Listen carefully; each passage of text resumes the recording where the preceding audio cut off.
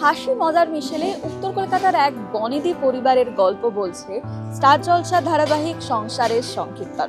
আর এই ধারাবাহিক কিন্তু আউট অ্যান্ড আউট পুরোটাই কমেডিতে ভরা। আর এত সুন্দর কমেডি, এইটা দেখতে কার না ভালো লাগে। সেই জন্যই তো টিআরপি তালিকাতে এই ধারাবাহিক কিন্তু ইতিমধ্যেই নিজের জায়গাটাকে বজায় রেখেছে।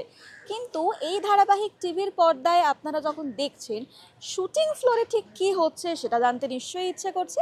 আর আজ সেটা দেখাতেই আজকাল ডটনের পক্ষ থেকে আমি স্নিগ্ধা চলে এসেছি। তাহলে চলুন দেখে নেওয়া যাক সংসারের সংকীর্তনের ক্যামেরার আড়ালে ঠিক কী চলছে। সেটে ঢুকেই আমি প্রথমেই যাকে দেখতে পেলাম, এই মুহূর্তে তাকে দর্শকের ফিরে পাওয়া বলতে পারি, সুহাশিস দা।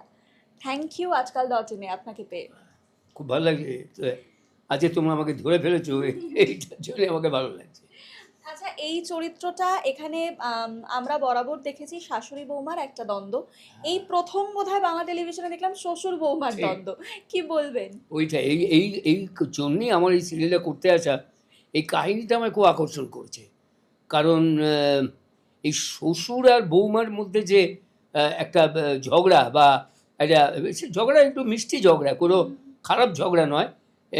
কারণটাও হচ্ছে, মেনলি কারণটা হচ্ছে বৌমা বাঙাল, শ্বশুর ঘুঁটি। আর শ্বশুর হচ্ছে উত্তর কলকাতার বনেদি পরিবারের লোক। তার ওই আভিজাত্য, তার ওই পার্সোনালিটি সবটা নিয়ে মানুষটা সবসময় মনে করে যে উত্তর কলকাতার বনেদি পরিবার এবং উত্তর কলকাতাই হচ্ছে শ্রেষ্ঠ, দক্ষিণ কলকাতা কিছু না, আর বাঙালরা কিচ্ছু না, এরকম একটা ধারণা। তার ফলে উনি বাঙালদের একদম পছন্দ করেন না।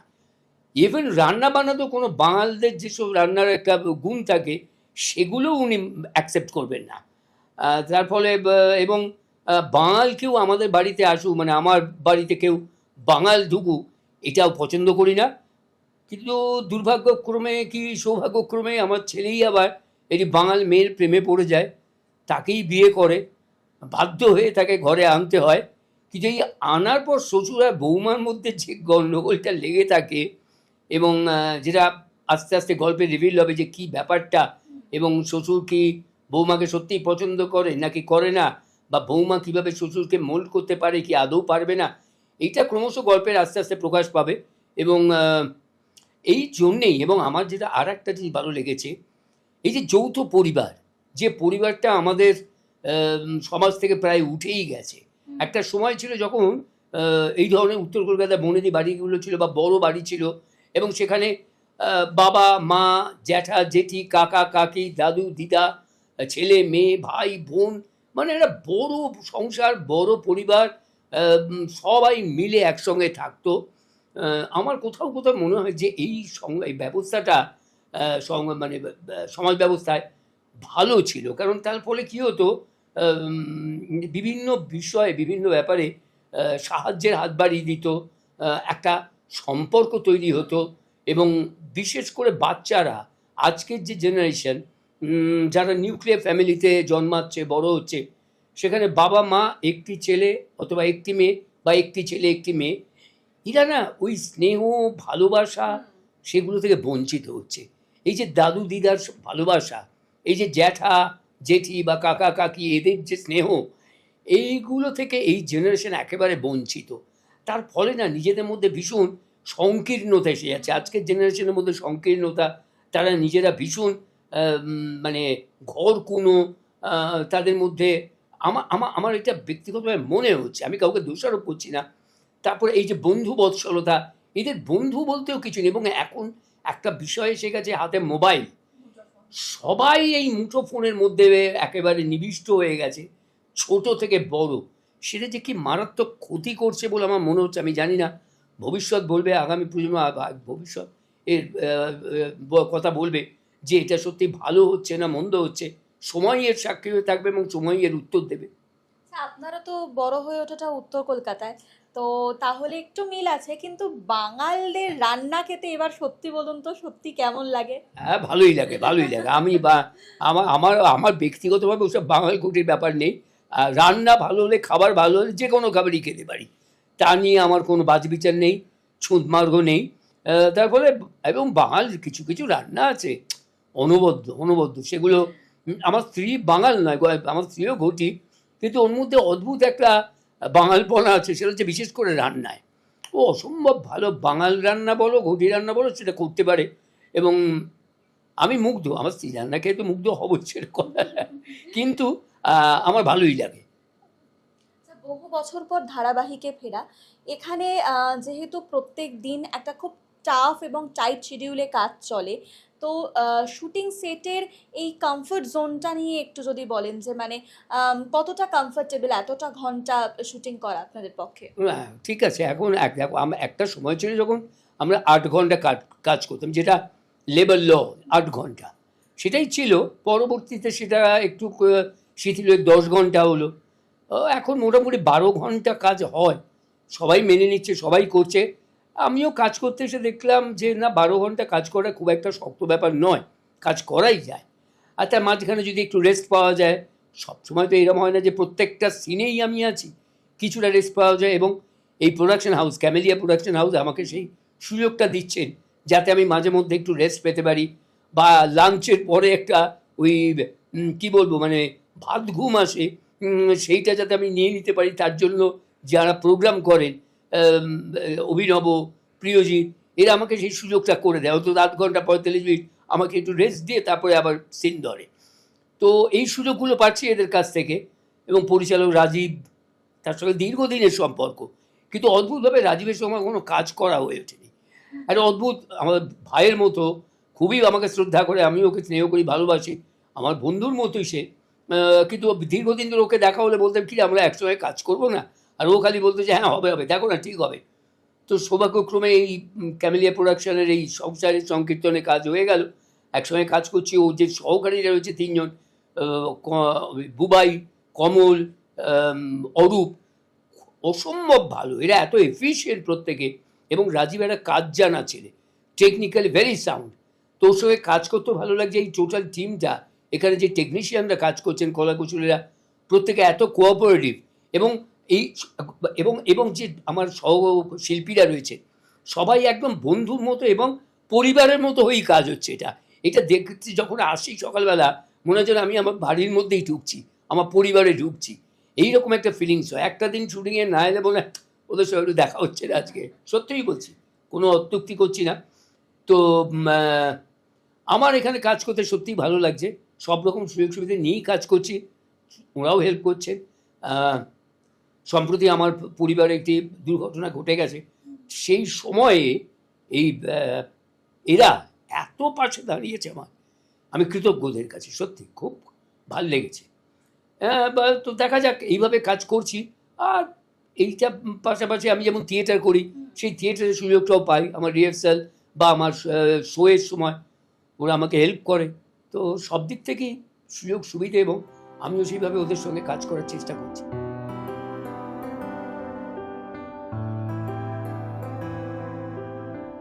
ভরপুর কমেডির এই যে একটা রসদ, যেটা আমি একটু আগেই বলছিলাম আপনাদেরকে, তাদের মেন যে পিলার আমি বলতে পারি, আরও অনেক পিলারই আছে একটা বাড়ি, তো মেন দুজন আমার সামনে রয়েছে এখন।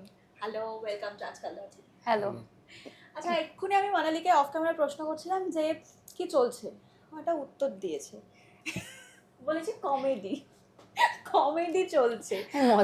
এটা সিরিয়াসলি মানে এত আমরা অনেক রকম ধারাবাহিক দেখি, তো তো হাসতে আলটিমেটলি সবাই ভুলে যাচ্ছে। তো যখন তোমাদের কাছে প্রস্তাবটা আসে যে ফুল অ্যান্ড ফুল পুরোটাই হাসির, তার বাইরে তো অনেক কন্টেন্টই থাকবে, তো তোমাদের অফারটা শুনে কেমন লেগেছিল প্রথম যখন প্রস্তাবটা আসে? আমার ক্ষেত্রে যেটা হয়েছিল, মানে আমি গল্পটা জানতে চেয়েছিলাম, এবং একদম আউট অ্যান্ড আউট কমেডি আমি তো কখনো আগে পারফর্ম করিনি। তো এইটা গল্পটা শুনে আমার এটা মনে হয়েছিল যে এটা না ওই জোর করে হাসানোর যে চেষ্টাটা হয় সেটা নেই। এটা একটা পরিবার এবং প্রত্যেকটা চরিত্র আলাদা রকমের, নানান সিচুয়েশন হয়। আমার চরিত্রটাও যেমন খুবই মজার নিজের মতন করে। তো এইভাবে ওই সিচুয়েশনাল কমেডিটা হয়তো এখানে অনেক বেশি যাবে, তাই জন্য আমার বেশ ভালো লেগেছিল, এক্সাইটিং লেগেছিল। এটা কিন্তু একদম সত্যি যে আমরা সব্যসাচীকে আগে যে ধরনের চরিত্রে দেখেছি, একদম ডিফারেন্ট। যখন খবরটা প্রথম আমাদের কাছে আসে যে সংসারের সংকীর্তন একটা পুরোপুরি কমেডি ড্রামা আসছে, আর সেখানে লিড সব্যসাচী আর মানালি, তো যখন এটা তোমাদের প্রোডাকশন হাউস থেকে যখন আমাদেরকে অ্যানাউন্স করা হয়, আমি সত্যিই জিজ্ঞাসা করেছিলাম সব্যসাচী কে, চৌধুরী? তো এইটা যখন মানে আমাদের কাছে লুক সমেত আসে, আমাদের কাছেও ভীষণ সারপ্রাইজিং একটা ছিল। আর মানালি তুমি বলো মানে কাজের অভিজ্ঞতা। কাজের অভিজ্ঞতা বলতে দেখো, আমাদের এখানে কমেডি আছে, ড্রামা আছে, এবং এই সিরিয়ালটা করতে গিয়ে যেটা সবচেয়ে মজা লাগছে যে অনেক জটিল কথা অনেক সহজভাবে বলা হচ্ছে, মানে সবকিছুই যে জটিলভাবে দেখানো হচ্ছে সেটা না। এবং এই যে গোটা ইউনিট, তাদের সাথে আমার এখন আপাতত ধরো শুরুর দিকে তো একটা ধীরে ধীরে একটা জায়গা তৈরি হয়, এখন সবার সাথে খুবই ভালো বন্ডিং হয়ে গেছে। তো সেই জায়গা থেকে কাজ করতে খুবই ভালো লাগছে। এখন মোটামুটি সবাই আমরা বন্ধু হয়ে গেছি তো, এবং খুব ভালো সিনিয়র পেয়েছি, তারা থাকছে ফ্লোরে। তো সব মিলিয়ে খুবই ভালো লাগছে কাজ করতে। আর যখন ফিডব্যাক গুলো ভালো পাচ্ছি, যখন সবাই বলছে যে না বাড়ি ফিরে ভালো লাগছে দেখতে, তো সেটা আরো ভালো লাগার জায়গা তৈরি করছে। এতদিন শাশুড়ির সঙ্গে লড়াই চলেছে, এবার শ্বশুর মানে ফার্স্ট টাইম বোধহয় দেখতে পাচ্ছি আমরা টেলিভিশনে যে শ্বশুর আর বৌমার একটা দ্বন্দ্ব। তো কেমন এনজয় করছো? ঝগড়া কি সত্যি এনজয় করছো? মানে তুমি করছো জয়ন্ত, বলো। না, অ্যাকচুয়ালি যে লড়াইটা তুমি বলছো, মানে নর্মালি বলে থাকে যে সিরিয়াল মানেই শাশুড়ি বৌমার লড়াই, এখানে অ্যাকচুয়ালি ঠিক লড়াইটা নয়, কোথাও একটা অ্যাকসেপ্টেন্স আছে। আমাদের এমন সিন হয়েছে বা গেছে যেখানে কিনা আজকে পাড়ার লোক হয়তো শান্তিকে কিছু বলছে, বাবা কিন্তু সেখানে রুখে দাঁড়ায়। বাবা বলে যে আপনার তাতে কি, আপনি যান না নিজের বাড়িতে, আমার বাড়িতে হচ্ছে আমি বুঝবো। আবার সেম জিনিস যেখানে হয়তো বাবাকে নিয়ে কেউ রাস্তার লোকে বলছে যে ও তো কিপটে বুড়ো, ওর বাড়িতে কাক ছিল যায় না ইত্যাদি, সেখানে কিন্তু শান্তিও প্রতিবাদ করছে, আপনি গেছেন বাড়িতে দেখেছেন যে কি আছে। তো কোথাও না একটা ওই ব্যালেন্সটা বজায় আছে, কোথাওই এইটা নেই যে একেবারে এক্সট্রিমিজম ফলো করে যে না মানে খারাপ মানে প্রচণ্ড খারাপ চোখে দেখা যাবে না, সেইটা একদমই নয়। মানে পরিবারটা বজায় রেখে তার ভেতরে যে দ্বন্দ্বটা, তার ভেতরে যে মনোমালিন্য বলতে পারো, মতভেদ বলতে পারো, সেইটা রয়েছে এই পরিবারে।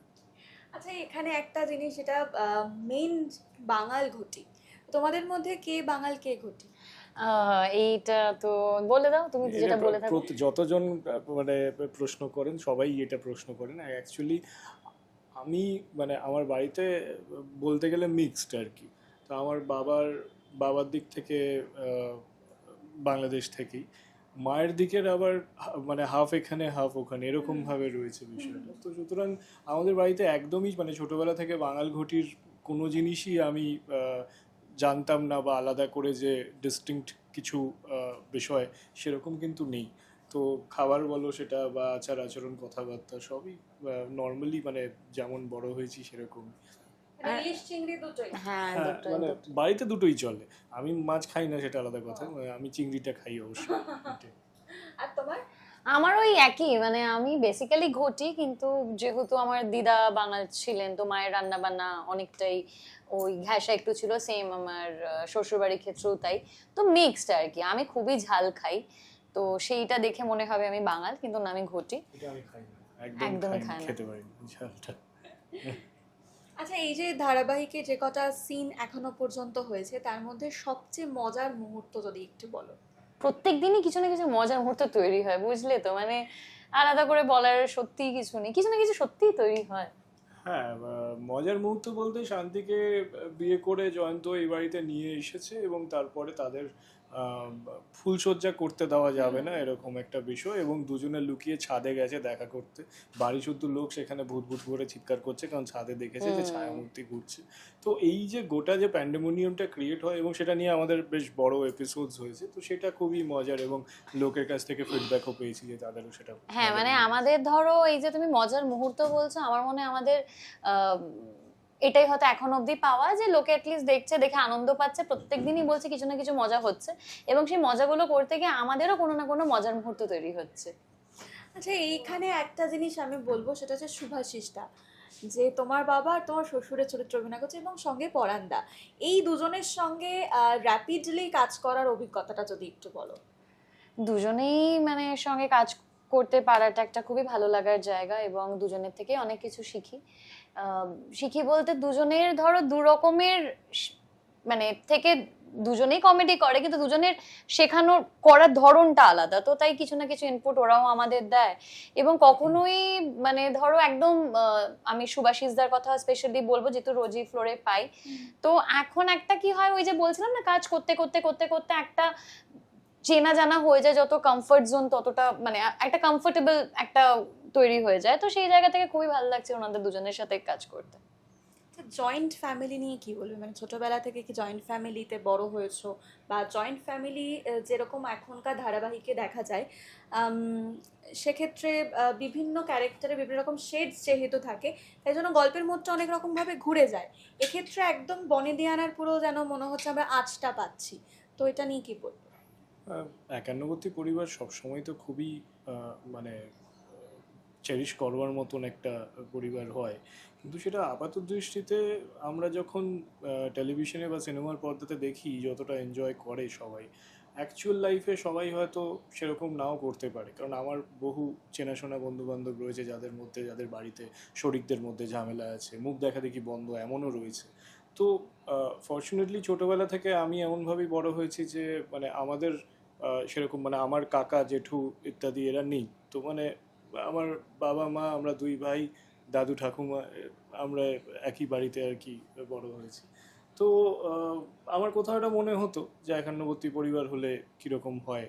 তো এইখানে যেমন আমরা সংসারের সংকীর্তন, মানে আমাদের বাড়ির নামই সংকীর্তন সেখানে, তো আমাদের বাড়িতে একটা কীর্তন লেগেই থাকে, মানে কেউ কিছু না কিছু একটা করছে, হ্যাঁ, কেউ না কেউ কিছু না কিছু নিয়ে ঝামেলা হচ্ছে, কেউ বাজারে হিসেব মিলছে না, কেউ চুরি করে আনছে, তো সেটা নিয়ে কিছু না কিছুটা হতে থাকে আর কি। এইটা আমার মনে হয় যে রিয়েল লাইফে সেটা হয়তো কিছুটা মিসিং, যে সারাক্ষণই অ্যাক্টিভিটি হচ্ছে বাড়িতে, এইটা কিছুটা মিসিং হয়। যে এখানে একটা বিভৎসভাবে বাবার শাসন আমরা দেখতে পাচ্ছি। তোমার ছোটবেলা থেকে বাবার শাসন বলতে কি বোঝো, কি মনে পড়ে? আমার মার শাসন, বাবাও আর কি মানে মায়ের শাসনই। তো না, আমার বাবা এমনিতে খুবই শান্ত, ধীর স্থির, বকতেন ছোটবেলাতে, কিন্তু সেটা মূলত পড়াশোনার জন্য। আর মার কোনো ইয়ে ছিল না, মানে ওই আর না না, কারণ আমি তো বাইরে খেলে বেড়াতাম, ঘুরতাম, তো আমি যথেষ্ট মানে বকা এবং মারধর খেয়েছি ছোটবেলাতে। তুমি বদমাইশ ছিলে, মানে খুব একটা তো এটা- শান্তই মনে হয় না ওকে দেখলে। মনে হয় আমি মানে কি বলবো, যে মানে আমাকে এমনিতে শান্ত দেখে মনে হয়, কিন্তু আমি একদমই তা ছিলাম না, পুরো উল্টোই ছিলাম আর কি। এবং মানে এখন লোকে হয়তো বিশ্বাস করবে না, বাট হ্যাঁ, আমি একদমই পড়াশোনা করতাম না। আমি টিউশন যাচ্ছি বলে আমি খেলতে চলে যেতাম সাইকেল নিয়ে। তো এসব অনেক হয়েছে আমার গোটা স্কুল লাইফটা। যত বড় হয়েছি, এটা না মানে যত বড় হয়েছি আমি এটা বুঝেছি যে আমাদের এডুকেশন সিস্টেমটা না তত টেপার্ড হয়। তো সব সাবজেক্ট হয়তো আমার পড়তে ভালো লাগে না, আমি ইন্টারেস্ট পেতাম না, কিন্তু যত আমি নিজের পছন্দের দিকে গেছি তত চেঞ্জ হতে হতে গেছি আর কি। আর তোমার বলো, তোমার বাবার শাসন? আমার বাবার শাসন আমি কি বলবো, আমি সব্যসাচীর আসলে কথা শুনছি, তুমি এমনি সময় তো কম কথা বলে, আমি বেশি কথা বলি, তাই হ্যাঁ, তো তুমি বলছিলাম তাই শুনছিলাম। আমার বাবার শাসন ছোটবেলায় যেমন হয় সেরকম হয়, এখন যত বয়স বাড়ে বন্ধু হয়ে গেছে, সেই লেভেলে কিছু না। খুব বদমাইশি করেছো বা খুব দুষ্টুমি করেছো, তখন বাড়িতে খুব বকা খেয়েছো, এরকম সিন? আমি খুব দুষ্টু বলতে আমার যত বয়স বেড়েছে আমার দুষ্টুমি বেড়েছে, জানো তো। আমি ছোটবেলায় খুব একটা দুষ্টু ছিলাম না, আমার যত দুষ্টুমি, যত বয়স বেড়েছে আমার দুষ্টুমিগুলো বেড়েছে। আচ্ছা, এই ধারাবাহিকে এই ফ্লোরে এখনো পর্যন্ত বেস্ট মোমেন্ট, মানে যেটা বলতে পারো যে এটা প্রাপ্তি এই ধারাবাহিকটা থেকে, সবকটা থেকেই এক একটা করে থাকে না, যে কিছু কিছু মোমেন্ট, ইনসিডেন্ট আমাদের মনে থেকে যায়। এত দেখো, ধারাবাহিক সদ্য তোমরা শুরু করেছো। হয়েছে, এখনো মুহূর্ত তৈরি হওয়া বাকি। এই তো সবে আমরা কাজ করছি ধরো 2.5 মাস, 2.5 মাসে যে বিশাল কোনো মুহূর্ত তৈরি হচ্ছে সেটা না। প্রথম দিন কাজ করাটাই তো একটা ভালো লাগার জায়গা, যে প্রথম দিন আমরা একটা নতুন ফ্লোরে এলাম, নতুন সবার সাথে আলাপ হলো, কাজ করছি, সিনিয়র অ্যাক্টররা আছে, তাদের সাথে আলাপ পরিচয় হওয়া, কাজ করা, মুহূর্তগুলো দেখবে আরো বেশি তৈরি হয় আরো যতটা সময় যায় আর কি। তো আমার তো সেটাই মনে হয়। আচ্ছা, কি মনে হয়, মানুষকে হাসানো বেশি সহজ নাকি খুব তাড়াতাড়ি সেন্টিমেন্টাল করা? মানে কাঁদানো বেশি সহজ, তাই বলতে চাইছি? কাঁদানো বেশি সহজ, অফকোর্স বেশি সহজ। হাসানোটা ইজ খুব ডিফিকাল্ট। কারণ মানে আমি একদম র্যান্ডম বলছি, মানে তুমি আজকে রাস্তাতে মানে একটি লোক যে চুপচাপ দাঁড়িয়ে আছে, তুমি যদি তাকে গিয়ে হঠাৎ করে খুব জোরে আঘাতও করো তো সে ব্যথায় কেঁদে ফেলতে পারে, কিন্তু হাসানো তো সোজা নয়। আচ্ছা, এই ধারাবাহিকটা আমরা যতদিন এখনো পর্যন্ত দেখেছি একদম টান টান মজার গল্প, দারুণ বিভিন্ন রকম টুইস্ট আসছে। আর এই মুহূর্তে কি চলছে ধারাবাহিকে সেটা দিয়েই শেষ করবো, যে এখন কি সিনে চলবে। এখন দেখো, আমার এখানে আমার দিক থেকে বলছি, আমার একটা পারপিচুয়াল সমস্যা আছে। সেটা হচ্ছে আমি স্যান্ডউইচের মাঝখানে ওই ছিদ্র চিকেনগুলোর মতন পড়ে আছি এই পরিবারে, ঠিক আছে? তো সুতরাং একদিকে আমার বাবা, অন্যদিকে আমার বউ শান্তি, এবং আমার পরিবারে শান্তি আছে কিন্তু শান্তি নেই, ঠিক আছে? তো আমি মানে বাবা যেটা বলে আমি বলি হ্যাঁ বাবা ঠিকই বলেছে, এবং বউ যেটা বলে আমি বলি হ্যাঁ হ্যাঁ ঠিক আছে বাবাকে বলছি। এই দুটোর মাঝখানে আমি কোথাও একটা বিলং করি। এটা একটা পারপিচুয়াল প্রবলেম আমার জীবনের, এবং এটাই আগামী এপিসোডেও এটার মাঝখান থেকে যা যা সিচুয়েশন আসছে জয়ন্ত সেইভাবে ব্যালেন্স করে, এটা আমার কথা। আর শান্তি, যেটা আমি দেখেছিলাম প্রমোদ একদম বন্দুক নিয়ে তেড়ে এসছে, এই রকম কি সিন আমরা দেখতে পাবো? সেই সিনটা তো দেখা গেছে, এবং আরো অনেক কিছু চমক আসতে চলেছে। যেই চমকগুলো অবশ্যই আমি বলবো না। সেই চমকগুলো জানতে গেলে আমাদের সংসারের সংকীর্তন আপনারা যেরকম দেখছেন সেরকমই দেখবেন স্টার জলসায়, ঠিক রাত 10টায়। Thank you. আমি দর্শকদেরও বলবো, যেরকম সংসারের সংকীর্তনকে অলরেডি আপনারা ভালোবাসা দিয়েছেন, সেটা আমরা টিআরপি তালিকা দেখলেই প্রত্যেক সপ্তাহেই বুঝতেই পারি। এরকম আরও ভালোবাসা অবশ্যই দেবেন, আর এরকম আরও অনেক বিটিএস এর মোমেন্ট দেখতে হলে অবশ্যই নজর রাখতে হবে আজকাল.in।